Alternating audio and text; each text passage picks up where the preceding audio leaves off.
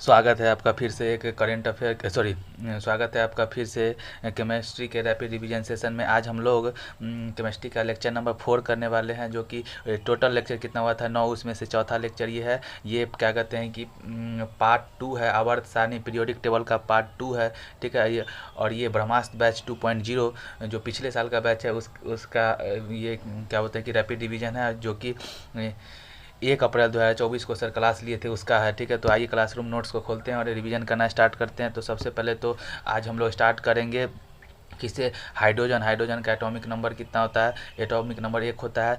Electronic configuration 1 हो गया। Lithium का क्या होता है, लिथियम का 3 होता है, तो 2 और 1 ये हो जाएगा इलेक्ट्रॉनिक कन्फिग्रेशन। सोडियम का इलेक्ट्रॉनिक कन्फिग्रेशन क्या होगा, तो 11 होता है ना, तो 2 8 1 मैंने 2 8 1 हो जाएगा, ठीक है। और बात करते हैं पोटासियम का, तो 19 होता है ना। पोटासियम का क्या होता है, 19 होता है, 19 होता है, ठीक है ना। 19 होता है, तो 2 8 8 1 2 8 8 1 हो गया, ठीक है। और बात करते हैं कि तो इससे क्या पता चला कि जैसे जैसे हम देखिए कोष में जैसे जैसे हम क्या बोलते हैं कि पीरियोडिक टेबल में ऊपर से नीचे जैसे जैसे हम पीरियोडिक टेबल में ऊपर से नीचे की तरफ, ठीक है, जैसे जैसे हम ऊपर पीरियोडिक टेबल में ऊपर से नीचे की तरफ बढ़ते हैं, ठीक है। हम लोग जैसे जैसे पीरियोडिक टेबल में ऊपर से नीचे की तरफ क्या कहते हैं कि बढ़ते हैं, तो क्या होता है कि कोष की संख्या बढ़ता है। और बात करते हैं कि परमाणु त्रिज्या भी बढ़ता है, ठीक है। कोष की संख्या बढ़ता है, उससे क्या होता है कि परमाणु त्रिज्या माने कि एटॉमिक रेडियस भी बढ़ता है। और आयनन क्षमता भी घट जाता है। आयनन क्षमता घट जाएगा कि आयनन क्षमता क्या होता है कि आउटर मोस्ट सेल में इलेक्ट्रॉन को बाहर निकालने के लिए कितना एनर्जी देना होगा, तो कम ही एनर्जी देना होगा, क्या कि रेडियस न्यूक्लियस से दूरी बहुत बढ़ जाता है, तो आयनन क्षमता कम चाहिए होता है। इससे क्या होगा कि विद्युत ऋणात्मकता, ठीक है, अभी घट जाता है। इससे विद्युत ऋणात्मकता क्या होता है कि आउट जो सबसे बाहरी इलेक्ट्रॉन है उस पर कितना ये क्या बोलते हैं कि कितना पकड़ है, ठीक है ना, कितना पकड़ है क्या बोलते हैं रेडियस का, न्यूक्लियस का, वो विद्युत ऋणात्मकता बताता है कि, ठीक है। तो आगे बात करते हैं कि अब बात करते हैं लेफ़्ट से राइट। अगर किसी भी पीरियोडिक टेबल में लेफ़्ट से राइट चलेंगे तो क्या होगा, तो बात करें तो अगर एक आवर्त में एक पीरियड में बाएं से दाएं बढ़ेंगे तो क्या होगा। जैसे कि एग्जांपल लेते हैं सोडियम का, मैग्नीशियम का और अल्मुनियम का लेते हैं। तो सोडियम का कितना होता है, एटॉमिक नंबर 11 होता है, मैग्नीशियम का 12 होता है, अल्मुनियम का 13 होता है, ठीक है ना, एटॉमिक नंबर। तो प्रोटॉन का संख्या भी कितना हो जाएगा, इतना ही हो जाएगा, 11 12 और 13 हो जाएगा तीनों का। और इलेक्ट्रॉनिक कन्फिग्रेशन करेंगे, इलेक्ट्रॉनिक कन्फिग्रेशन विन्यास बनाएंगे तो क्या होगा, सोडियम का इनर सेल में 2 होगा, उसके बाद 8 और 1 हो जाएगा, ठीक है। इलेक्ट्रॉनिक विन्यास मैग्नीशियम का करेगा तो इनर सेल में 2, फिर 8 और आउटर मोस्ट सेल में 2 हो जाएगा। अल्मुनियम का उसी तरीके से इनर सेल में 2 हो जाएगा, ठीक है। उसके बाद सेकेंड सेल में कितना 8 हो जाएगा और आउटर मोस्ट सेल में 3 हो जाएगा। क्लियर हो गया। आगे बात करते हैं, ठीक है। आगे बात करते हैं तो कोष की संख्या बात करेंगे। सोडियम मैग्नीशियम अल्मुनियम का क्या हो गया, तो देखिए एक में तो एक कोष है, एक दूसरे में एक ऑर्बिट है, दूसरा में दूसरा, दो तीसरा, ठीक है। तो क्या हुआ कि कोष की संख्या तीनों में क्या है, तीन नहीं, कोष का संख्या क्या हो जाएगा सोडियम मैग्नीशियम अल्मुनियम में। जब हम किसी भी पीरियोडिक टेबल में लेफ्ट से राइट बढ़ेंगे या फिर किसी पीरियड में लेफ्ट से राइट बढ़ेंगे तो कोष का संख्या तो सेम रहेगा, ठीक है। लेकिन क्या होगा कि अंतिम कक्षा में इलेक्ट्रॉन की संख्या बढ़ेगा, 1 2 3 बढ़ रहा है ना। तो इससे क्या होगा कि परमाणु त्रिज्या क्या होगा कि नाभिक से प्रोटॉन की संख्या, ठीक है, नाभिक में प्रोटॉन की संख्या बढ़ेगा। नाभिक में क्या होगा, प्रोटॉन की संख्या बढ़ेगा ना, हाँ बढ़ेगा। नाभिक में प्रोटॉन की संख्या बढ़ेगा तो क्या होगा कि अंतिम इलेक्ट्रॉन को अपनी ओर आकर्षित करने की क्षमता भी बढ़ेगा, ठीक है। तो आगे बात करते हैं कि और इससे क्या होगा कि अट्रैक्शन फोर्स भी बढ़ेगा तो परमाणु का आकार घटेगा, क्या है कि जितना अट्रैक्शन फोर्स होगा तो खींच के रखेगा तो आकार छोटा हो जाएगा, ठीक है। बात करते हैं इससे क्या होगा कि परमाणु त्रिज्या घटेगा। क्लियर हो गया। आगे बात करते हैं कि इलेक्ट्रॉन नेगेटिविटी का बात करें, विद्युत ऋणात्मकता का बात करें, तो बाहरी कक्षा में उपस्थित इलेक्ट्रॉन को अपनी ओर खींचने की क्षमता का बात करें तो सीधी बात है कि जब आप किसी भी पीरियड में या पीरियोडिक टेबल के पीरियड में लेफ्ट से राइट की तरफ जाएंगे तो प्रोटॉन की संख्या बढ़ेगा। तो प्रोटॉन का संख्या बढ़ने का मतलब सीधा मतलब है कि अट्रैक्शन पावर बढ़ेगा। और अट्रैक्शन पावर बढ़ेगा माने कि इलेक्ट्रॉन नेगेटिविटी माने कि जो आउटर मोस्ट सेल में जो इलेक्ट्रॉन है उसको अपनी तरफ खींचने की क्षमता भी क्या होगा, बढ़ेगा। तो इसीलिए क्या एक रिलेशन होता है कि परमाणु त्रिज्या is inversely proportional two electron negativity. जैसे जैसे इलेक्ट्रॉन माने कि परमाणु त्रिज्या जैसे जैसे बढ़ेगा इलेक्ट्रॉन नेगेटिविटी उतना घटेगा, ठीक है ना, उल्टा रिलेशन होता है। आगे बात करते हैं कि आगे बात करते हैं कि आयनन क्षमता का बात करें तो आयनन क्षमता किसको कहा जाता है कि बाहरी कक्षा में उपस्थित इलेक्ट्रॉन को बाहर निकालने के लिए दी गई ऊर्जा को आयनन क्षमता कहते हैं, ठीक है ना। आयनन क्षमता क्या होता है, तो बाहरी कक्षा में उपस्थित इलेक्ट्रॉन को बाहर निकालने के लिए दी गई ऊर्जा को आयनन क्षमता कहते हैं। तो देखिए, तो क्या होगा कि जैसे जैसे प्रोटॉन का संख्या बढ़ेगा, लेफ्ट से राइट अगर जाते हैं किसी भी पीरियड में लेफ्ट से राइट जाते हैं, तो क्या होगा कि प्रोटॉन का संख्या बढ़ेगा तो अट्रैक्शन पावर बढ़ेगा। तो क्या होगा कि जैसे कि सोडियम, मैग्नीशियम, एल्युमिनियम में इकाई ले लेते हैं एग्जांपल, तो सोडियम का 11 होता है, मैग्नीशियम का 12 और एल्युमिनियम का 13 एटॉमिक नंबर होता है। तो क्या होगा कि इलेक्ट्रॉन का, ठीक है ना, बात करते हैं कि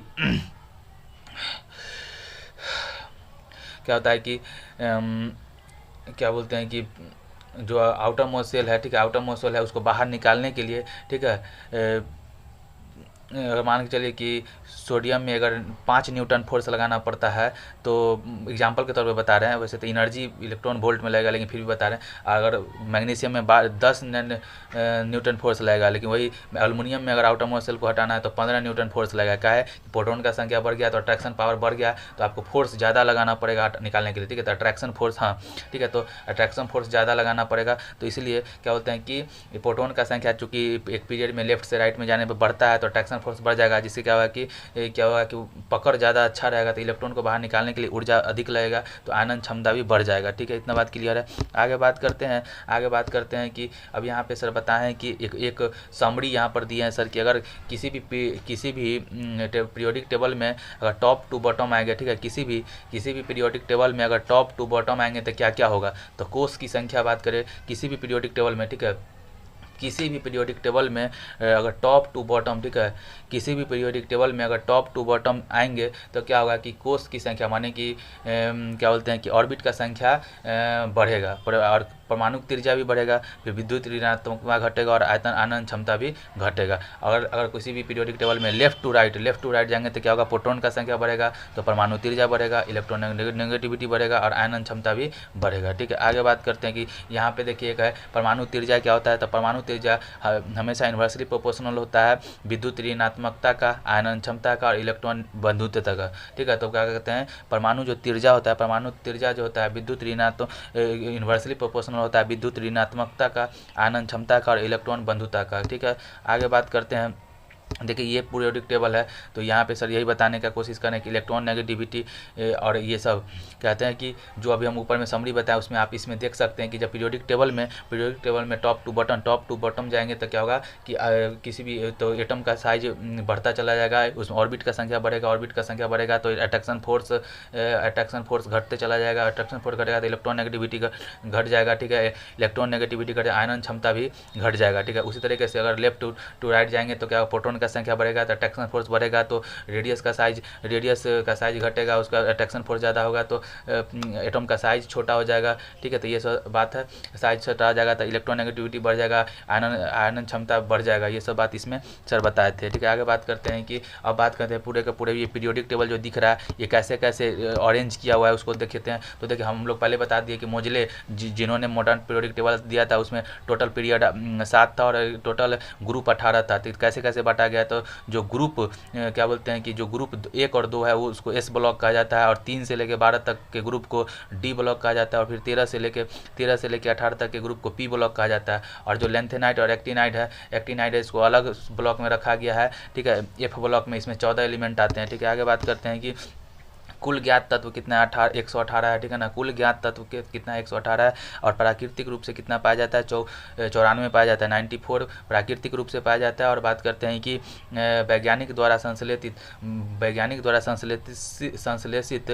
कितना है, 24 है, ठीक है। 94 और 24, ठीक है, 118, ठीक है। कुल ज्ञात तत्व 118 है, ठीक है। कुल ज्ञात तत्व कितना 118 है, उसमें प्राकृतिक 94 है और वैज्ञानिक रूप से संश्लेषित कितना है, 24 है, ठीक है। आगे बात करते हैं एस ब्लॉक का बात करें, जिसमें कि ग्रुप 1 और ग्रुप 2 आता है, ग्रुप 1 और ग्रुप 2 आता है। उसका अगर बात करें तो उसका एक ट्रिक क्या होता है समझिए थोड़ा सा। ये तो आपको तो पहला ग्रुप का तो पता ही है कि हेलेना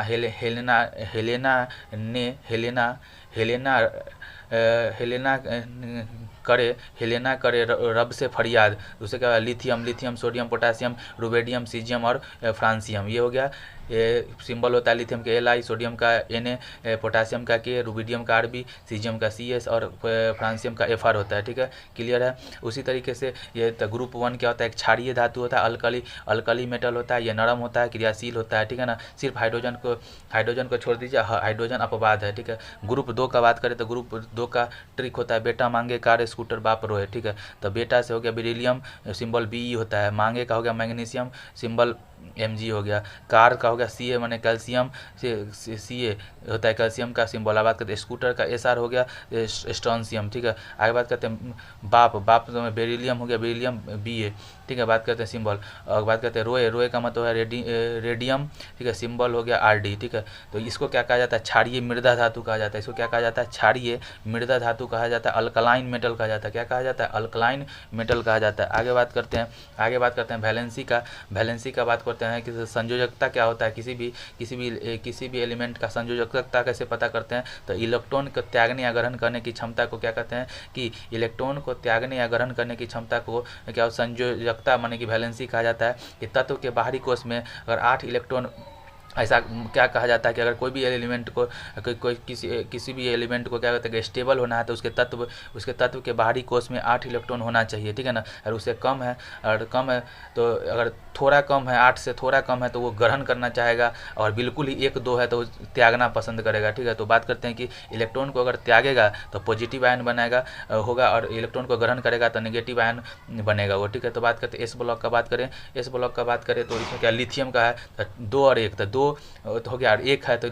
क्या लिथियम चाहेगा कि एक हम त्याग दें। ठीक है, उसी तरीके से बात करते हैं मैग्नीशियम है। मैग्नीशियम का 12 होता है, तो इसका इलेक्ट्रॉनिक कन्फिगरेशन 2 और 8 1 होता है। ठीक है, 2 8 10 और 2 होता है, तो 2 भी ये चाहेगा कि त्याग दे। ठीक है, और बात करते हैं डी ब्लॉक का बात करें तो डी ब्लॉक में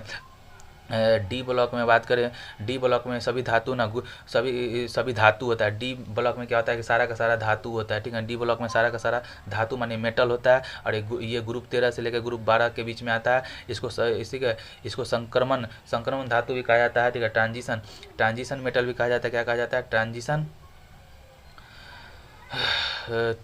मेटल। ठीक है, ट्रांजिशन मेटल भी कहा जाता है। आगे बात करते हैं कि पी ब्लॉक का बात करें, ट्रांजिशन मेटल होगा उसमें। पी ब्लॉक का बात करें तो ग्रुप 13 से लेकर ग्रुप 18 के बीच के ग्रुप को पी ब्लॉक में आता है। बात करते हैं एकमात्र ब्लॉक जिसमें धातु, अधातु और उपधातु तीनों होता है। मेटल नॉन मेटल और मेटलॉइड तीनों होता है किसमें, पी ब्लॉक में। और बात करते हैं नोट में कि टोटल 118 एलिमेंट में से धातु कितना है तो 91 है। अधातु कितना है 20 है, और उपधातु 7 है। ठीक है ना, धातु 91, अधातु 20 और उपधातु 7 हो जाता है। ठीक है ना, और बात करते हैं कि उपधातु का मेटलॉइड का बात करें तो उपधातु ओनली इन पी ब्लॉक में उपधातु होता है। ठीक है, आगे बात करते हैं कि उपधातु 7 कौन कौन होता है, तो बोरोन होता है, सिलिकॉन होता है, जर्मेनियम, आर्सेनिक, एंटीमनी जिसको Sb सिंबल होता है, टेलिडियम और पोलोनियम हो जाएगा। ठीक है, आगे देखें। ठीक है, तो उपधातु में कितना हो जाएगा, 7 कौन कौन सा है, तो बोरोन है, सिलिकॉन है, जर्मेनियम है, आर्सेनिक है, एंटीमनी है, टेलिडियम है और पोलिनियम हो गया।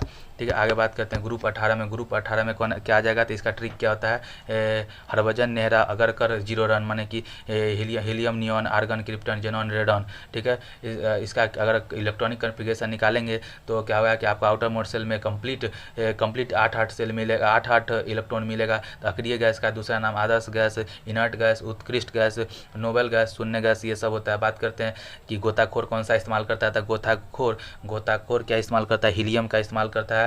हीलियम इनर्ट गैस का इस्तेमाल करता है, और फोटोग्राफी में क्रिप्टॉन का यूज होता है। और ये क्या होता है कि ग्रुप 18 का जितना भी एलिमेंट है जो अक्रिय गैस है, इसलिए इसका नाम अक्रिय पड़ा है, क्योंकि ये रिएक्शन नहीं करता है। आगे बात करते हैं ग्रुप 17 का, तो ग्रुप 17 में हेलोजन ग्रुप आता है, जिसको फ्लोरीन फैमिली भी कहा जाता है। नमक वाला जितना ग्रुप है ना, सब इसी में आता है। इसका ट्रिक होता है फिर कल बाहर आई एंटी, फिर से हो गया फ से हो गया फ्लोरीन, सिंबल F होता है। ठीक है ना, कल से क्लोरीन हो गया, Cl हो गया, इसका सिंबल बाहर माने ब्रोमीन, Br हो गया सिंबल, आई माने आयोडीन हो गया, आयोडीन आई सिंबल होता है, और आंटी का मतलब एस्टेटीन हो गया, AT। ठीक है, तो बात करते हैं फ्लोरीन का एटॉमिक नंबर 9 होता है। ठीक है, और क्लोरीन का 17 होता है। इलेक्ट्रॉनिक कन्फिगरेशन बात करें, फ्लोरीन का 2 और 7 होता है, क्लोरीन का 2 8 और 7 हो गया। ब्रोमीन का कितना होता है 8, ब्रोमीन का इलेक्ट्रॉनिक कन्फिग्रेशन 2887 होता है। ठीक है, बात करते हैं कि इलेक्ट्रॉन संयोजकता का बात करें, संयोजकता का माने कि वैलेंसी का बात करें तो क्या होता है कि एक इलेक्ट्रॉन को ग्रहण करना ये पसंद करता है। ग्रुप 7 के जो ग्रुप 7 के जितने भी ग्रुप 17 का जितना भी एलिमेंट है वो क्या कहता है, एक इलेक्ट्रॉन को ग्रहण करना चाहता है, माने कि ये एक्सेप्ट करना चाहता है। बात करते हैं कि फ्लोरीन, ठीक है, फ्लोरीन में तो इसलिए हम लोग फ्लोरीन -1 लगाते हैं, क्लोरीन माइनस लगाते हैं। तो देखिए NaCl जब बनता है तो Na का 11 होता है, 2 8 और 1, तो क्या होता है, ये नाइट जो सोडियम होता है 1 दे देता है क्लोरीन को, तो क्लोरीन पे माइनस आयन बन जाता है। तो ऐसे बन के Na+ और Cl- बन के NaCl बनता है जो कि नमक होता है। ठीक है, आगे बात करते हैं आवर्त में सर्वाधिक क्रियाशील ग्रुप 17 है, हेलोजन है, इसीलिए सर्वाधिक विद्युत ऋणात्मकता भी हेलोजन ग्रुप के शीर्ष पर स्थित फ्लोरीन की होती है। ठीक है, आगे बात करते हैं कि ग्रुप 16 का बात करें तो इसका ट्रिक होता है O स्टाइल से टिपो, O से ऑक्सीजन हो गया, स्टाइल से सल्फर हो गया, स से हो गया सल्फर, से सेलेनियम हो गया, टी से ट्यूलोरियम हो गया, पो से पोलोनियम हो गया। ठीक है, तो सिंबल ऑक्सीजन का O होता है, सल्फर का S होता है, सेलेनियम का Se होता है, टेलेनियम का Ti होता है, पोलिनियम का PO होता है। ठीक है, तो ग्रुप 16 को चलकोजम ग्रुप कहा जाता है। क्या कहा जाता है, चेलकोजन ग्रुप कहा जाता है, ऑक्सीजन परिवार भी कहा जाता है। बात करते हैं धातुओं के, अब एक बात आपको पता होना चाहिए कि धातु माने मेटल का जो ऑक्साइड होता है सदैव क्षारीय होता है। ठीक है, और बात करते हैं ऑक्सीजन का इलेक्ट्रॉनिक कन्फिग्रेशन का बात करिए तो इसका एटॉमिक नंबर 8 होता है, तो 2 और 6 हो गया। सल्फर का उसी तरीके से एटॉमिक नंबर 16 होता है, तो इसका इलेक्ट्रॉनिक कन्फिग्रेशन 2 8 और 6 होता है। ठीक है, 2 8 और 6। ठीक है, तो बात करें देख रहे हैं तो ग्रुप 6 में आउटर मोस्ट शेल पे कितना 6 इलेक्ट्रॉन आ रहा है, तो इसका संयोजकता कितना हो जाएगा, 2 हो जाता है। ठीक है ना, 2 तो -2 होता है, -2 होता है। क्या है कि ये 2 पसंद, 6 त्यागना मुश्किल है, 2 को लेना ज़्यादा आसान है, इसलिए 2 को लेगा, ये एक्सेप्ट करेगा। ठीक है, आगे बात करते हैं ग्रुप 15 का। तो ग्रुप 15 को निकोजन ग्रुप कहा जाता है। ग्रुप 15 को निकोजन ग्रुप कहा जाता है क्योंकि नाइट्रोजन फैमिली भी कह सकते हैं इसको। ये इसका इस्तेमाल ज़्यादातर उर्वरक या फर्टिलाइजर के निर्माण में होता है। ठीक है, बात करते हैं कि इसका ट्रिक होता है नाना पाटेकर ऐसे सब विलेन, तो नाना से हो गया नाइट्रोजन, पाटेकर से हो गया फास्फोरस, ऐसे का हो गया आर्सेनिक, और सब का हो गया एंटीमनी। अब विलेन का मतलब हो गया विलेन, विस्मित हो गया। ठीक है, तो नाइट्रोजन का सिंबल N होता है, फास्फोरस का P होता है, आर्सेनिक का AS होता है, एंटीमनी का SB होता है, और बिस्मत का BI होता है। ठीक है, तो नाइट्रोजन का बात करें जिसका एटॉमिक नंबर 7 होता है, इसका इलेक्ट्रॉनिक कन्फिग्रेशन 2 और 5 होता है। फास्फोरस का 15 होता है, इसका इलेक्ट्रॉनिक कन्फिग्रेशन 2 8 5 होता है। ठीक है, और आर्सेनिक हो गया, फिर उसी तरीके से एंटीमनी हो गया, बिस्मत हो गया। आप अगर इसका इलेक्ट्रॉनिक कन्फिग्रेशन निकाल रहे हैं तो देख रहे हैं ऊपर का 2 का निकाल कर पता चल गया ना कि क्या बोलते हैं कि इसका आउटर मोस्ट शेल में 5 इलेक्ट्रॉन आता है, 5 इलेक्ट्रॉन रहता है। तो इसमें क्या है कि 5 इलेक्ट्रॉन को त्यागना, क्या बोलते हैं, स्टेबल होना है इसको तो 3 इलेक्ट्रॉन इसको चाहिए, या फिर 5 इलेक्ट्रॉन को त्यागना पड़ेगा। तो 5 इलेक्ट्रॉन को त्यागना मुश्किल है, वो 3 इलेक्ट्रॉन को ग्रहण करना क्या होता है आसान है, इसलिए इसका संयोजकता वैलेंसी कितना होता है -3 होता है, इसलिए नाइट्रोजन में N-3 लिखा जाता है। ठीक है, आगे बात करते हैं ग्रुप 14 का, इसको कार्बन फैमिली कहा जाता है। इसको क्या कहा जाता है, कार्बन फैमिली भी कहा जाता है। और बात करते हैं कि इसका ट्रिक होता है करीना शिल्पा गई सनम बेवफा फिल्म देखने पंजाब, तो देखिए करीना से हो गया कार्बन, इसे सीधे याद कर लीजिए ना, कार्बन शिल्पा का हो गया सिलिकॉन, गई से हो गया जर्मेनियम, सनम बेवफा माने कि सनम, तो 3 SN हो गया, SN सनम, SN माने सनम हो गया, पंजाब माने PB हो गया। ठीक है, लेड हो गया। ठीक है, आगे बात करते हैं अगर इलेक्ट्रॉनिक कन्फिग्रेशन का बात करें, सिंबल का बात करते हैं, कार्बन का C होता है, सिलिकॉन का SI होता है, जर्मेनियम का GE होता है, टीन का SN होता है। ठीक है ना, और लेड का PB होता है। ठीक है ना, इलेक्ट्रॉनिक कन्फिग्रेशन का बात करें तो कार्बन का एटॉमिक नंबर 6 होता है, इलेक्ट्रॉनिक कन्फिग्रेशन 2 और 4 होता है। सिलिकॉन का एटॉमिक नंबर 14 होता है, इसका इलेक्ट्रॉनिक कन्फिग्रेशन 2 8 और 4 होता है। ठीक है, तो इससे आपको क्या पता चलता है कि ये जो कार्बन ग्रुप है, कार्बन फैमिली है, इसके आउटर मोस्ट शेल में 4 होता है, तो इसके लिए बराबर बात है, या तो 4 इलेक्ट्रॉन त्याग दे या फिर 4 इलेक्ट्रॉन को ग्रहण करे, तो दोनों इसलिए इसका संयोजकता 2 होता है, या तो +4 या -4 दोनों हो सकता है। और जो ग्रुप 14 होता है ना, उसमें एक कैटिनेशन पावर होता है, माने कि लंबी लंबी श्रृंखला बनाने का ग्रुप इसमें होता है। कार्बन ना अपने ही कार्बन के साथ मिलकर एक लंबी चेन बनाता है, इसको कैटिनेशन बोलते हैं। और बात करते हैं ग्रुप 14 में सिलिकॉन और जर्मेनियम होता है, जो कि एक अर्धचालक है, सेमीकंडक्टर में बहुत इस्तेमाल किया जाता है। ठीक है, आगे बात करते हैं ग्रुप 13 का, जिसको बोरोन परिवार कहा जाता है। इसका ट्रिक होता है बैगन आलू गाजर इन थैला। तो बैगन से हो गया बोरोन, आलू से हो गया एल्युमिनियम, गाजर से हो गया गैलियम, इन से हो गया इंडियम, ठीक है, और थैला से हो गया थैलियम, ठीक है। तो इसका ट्रिक बात करें, बोरोन का बी होता है, ठीक है, एल्युमिनियम का एल होता है, गैलियम का जी होता है, इंडियम का आईएन होता है, और थैलियम का क्या होता है, थैलियम का टीएच होता है, ठीक है। तो बात करते हैं इलेक्ट्रॉनिक कन्फिगरेशन का, बात करते हैं बोरोन का 5 होता है एटॉमिक नंबर, इलेक्ट्रॉनिक कन्फिगरेशन 2 और 3 होता है, 2 और 3, 2 3।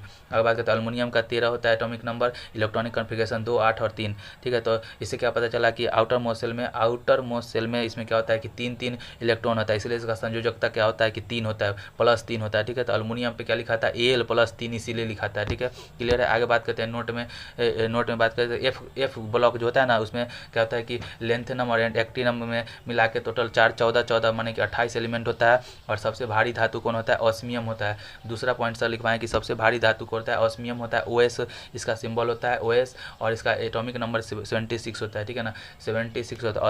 ऑस्मियम का जिसका सिंबल OS होता है उसका एटॉमिक नंबर कितना, 76 होता है। अब बात करते हैं सबसे हल्की धातु का बात करें, ठीक है, सबसे हल्की धातु का बात करें तो क्या कहते हैं कि सबसे हल्की धातु का बात करें तो लिथियम होता है, जिसका लिथियम, ठीक है ना, लिथियम होता है जिसका सिंबल Li होता है, और ये 3, ठीक है। बात करते हैं कि इसका 3 इसका एटॉमिक नंबर होता है। सबसे हल्का धातु कौन होता है, हाइड्रोजन हो गया। और आवारा तत्व, ठीक है ना, आवारा तत्व किसको कहा जाता है, हाइड्रोजन को कहा जाता है। और भविष्य का ईंधन किसको कहा जाता है, हाइड्रोजन को कहा जाता है। और हाइड्रोजन को खोजने वाले कौन थे, कैवेंडिश थे, ठीक है। आगे बात करते हैं कि कमरे का तापमान पर द्रव अवस्था में पाई जाने वाली धातु कौन है, पारा है, जिसको मरकरी बोला जाता है, Hg इसका सिंबल होता है, और एटॉमिक नंबर इसका 80 होता है। अधातु कौन है, वो कौन सा अधातु है जो रूम टेम्परेचर पे लिक्विड अवस्था में होता है। तो अधातु में बात करें ब्रोमीन होता है, एटॉमिक नंबर उसका 35 होता है। अगला बात करें क्विक सिल्वर किसको कहा जाता है, पारा को कहा जाता है, Hg इसका सिंबल होता है, ठीक है। आगे बात करते हैं कि विद्युत का सर्वाधिक सुचालक धातु कौन होता है, चांदी होता है, सिंबल Ag होता है। सर्वाधिक आघात वर्णनीयता जिसको बोला जाता है डक्टाइल, नहीं मेलिएबल, चोट सहने की क्षमता, मेलिएबल किसका होता है, सोना का होता है। बहुत पतला चादर बना सकते हैं, इसका मतलब बहुत पतला पत्थर बना सकते हैं, ठीक है। Ag इसका सिंबल होता है, ठीक है। और बात करते हैं कि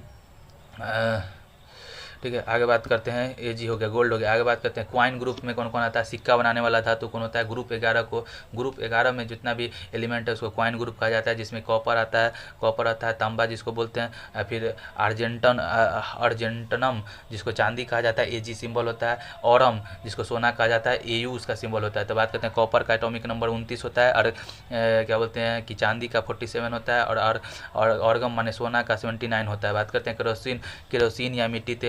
केरोसिन या मिट्टी तेल में रखी जाने वाली धातु कौन है, सोडियम है। सोडियम बहुत ही हाईली रिएक्टिव होता है, इसलिए इसको मिट्टी तेल में रखा जाता है, क्योंकि ये हवा और पानी में आने के बाद विस्फोट करता है। और सोडियम एकमात्र ऐसा धातु है जिसको चाकू से काटा जा सकता है। इसी के साथ हमारा आज का रिवीजन सेशन समाप्त होता है। मिलते हैं फिर किसी नए रिवीजन सेशन में, तब तक के लिए बाय।